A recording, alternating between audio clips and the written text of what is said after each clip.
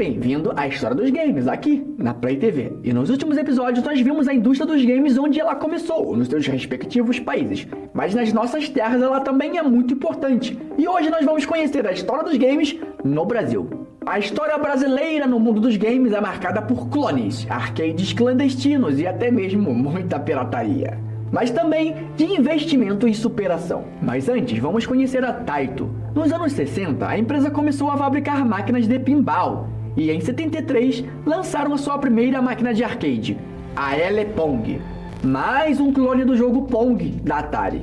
E a partir daí, mudou seu nome para Taito Corporation. Foi sob esse novo nome que a Taito revolucionou a história dos videogames, lançando o arcade de sucesso Space Invaders. No Japão, o jogo foi tão bem sucedido que levou à criação de fliperamas dedicados exclusivamente a ele, e por um breve período até causou escassez de moedas em circulação. A presença da Taito no Brasil antecedeu a criação de sua filial nos Estados Unidos, porém com um objetivo inicial bastante distinto. De acordo com o relato de João Luiz Costa, um dos primeiros colaboradores da empresa, a atuação da Taito no Brasil teve início em 68, sob o nome de Trevo Diversões Eletrônicas. A Taito do Brasil foi estabelecida apenas em 1972, em uma estratégia diferenciada. A Trevo foi fundada como uma empresa nacional, e alguns anos depois a Taito foi oficialmente associada a ela, atendendo assim os requisitos legais da época para a entrada de uma empresa estrangeira de eletrônicos no Brasil. Após anos importando peças e montando os arcades nas terras brasileiras, enfim, chegou a era dos arcades. O mais legal é que na época de produção dos fliperamas, as máquinas chegavam aqui em branco, então os funcionários brasileiros tinham que improvisar criando suas próprias artes. Graças a isso, pérolas foram criadas, como o pinball Oba Oba, que era uma cópia da máquina da Playboy americana, só que com um tema de carnaval. Mesmo isso sendo engraçado, a Taito foi a primeira empresa a investir em games no Brasil, antes mesmo dos consoles.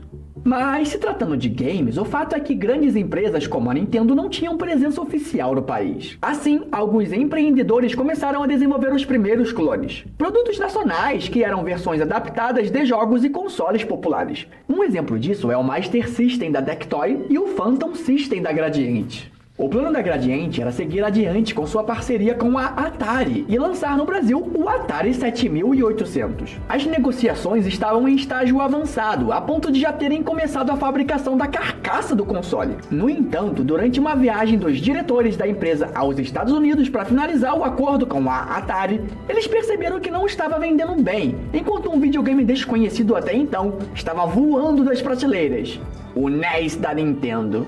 Se você assistiu os episódios anteriores, sabe muito bem do que eu tô falando. A Atari tinha quebrado com o Crash de 83 e a Nintendo apareceu logo depois. Mas sabe como é no Brasil, né? As coisas demoram pra chegar. Isso levou a Gradiente a abandonar o negócio com a Atari e concentrar seus esforços no lançamento do console mais promissor. Diante da recusa da Nintendo em lançar oficialmente o console no Brasil em um formato economicamente viável para uma parceria, a Gradiente aproveitou a vigência da lei de reserva de mercado e lançou um clone do NES, o Phantom System. Curiosamente, a Gradiente utilizou as carcaças já prontas do futuro Atari 7800 nacional em seu clone do NES. Além disso, o design do controle do Mega Drive foi adotado, uma vez que o controle da Atari não era o ideal para o novo console. Mano, imagina só, um Nintendinho com carcaça de Atari e controle de Mega Drive. Uma completa maluquice! O console é compatível com o padrão de jogos do NES, 72 pinos, e foi um dos consoles mais vendidos da terceira geração no Brasil. A real é que,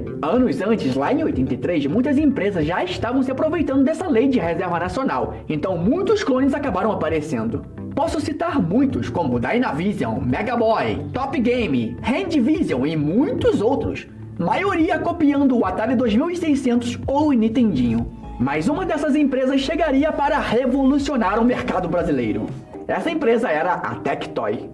Na metade da década de 80, muitas empresas brasileiras enfrentaram desafios ao lidar com componentes avançados, como chips e circuitos integrados, frequentemente precisando de adaptações ou de terceirização do serviço. Diante dessa realidade, Daniel Daskal, Então, o vice-presidente da Sharp no Brasil optou por deixar seu emprego de uma década na empresa para atuar como consultor na área de eletrônicos. Durante os 4 meses em que trabalhou como autônomo, ele procurou por setores com baixa penetração de componentes eletrônicos para oferecer seus serviços. Foi nesse período que ele percebeu que uma categoria em particular ainda não havia incorporado a alta tecnologia: os brinquedos. A empresa dominante nesse mercado, a Estrela, encerrou o ano de 1987 com mais da metade das vendas do setor e um faturamento significativo. Em vez de oferecer seus serviços para a Estrela, Dascal decidiu iniciar um empreendimento próprio.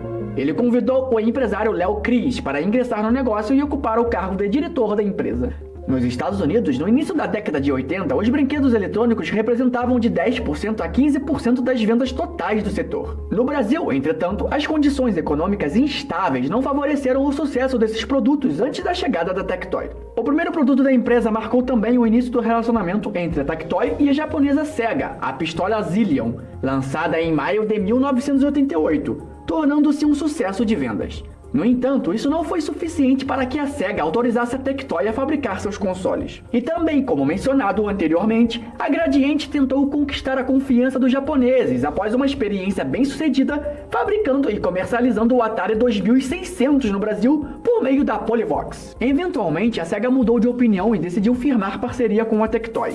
Lançado oficialmente no Brasil em setembro de 1989, o êxito é frequentemente atribuído aos substanciais investimentos publicitários da empresa. A campanha de lançamento, que se estendeu até o Natal de 1989, que fez com que a base instalada de Master System no Brasil já contasse com cerca de 280 mil unidades. Além disso, a empresa introduziu no país o Hotline, um serviço telefônico com dicas para jogos. Lembra dos consultores da Nintendo, que vimos anteriormente nos outros episódios? Pois é, a Sega conseguiu criar isso aqui no Brasil, além de lançar, é claro, um console com preço acessível. Isso fez com que o console se popularizasse, escrevendo um grande capítulo na indústria dos games no Brasil, criando até mesmo jogos que foram programados para o público local, como Battle Manix. A história por trás desse jogo é no mínimo intrigante. Originalmente planejado para ser lançado para o Master System na Europa em 94, era uma conversão desenvolvida pela Xerox Development do título Battletoads em Battle Manix. Apesar do jogo estar praticamente concluído com uma data de lançamento marcada para julho de 94 e várias revistas europeias já tendo escrito análises sobre ele, seu lançamento foi cancelado por razões que nunca foram divulgadas. Mais tarde, a Tectoy obteve os direitos do jogo e o distribuiu no Brasil, transformando em uma exclusividade do nosso mercado. Muitos não lembram, mas já teve até jogo do Castelo Rá-Tim-Bum.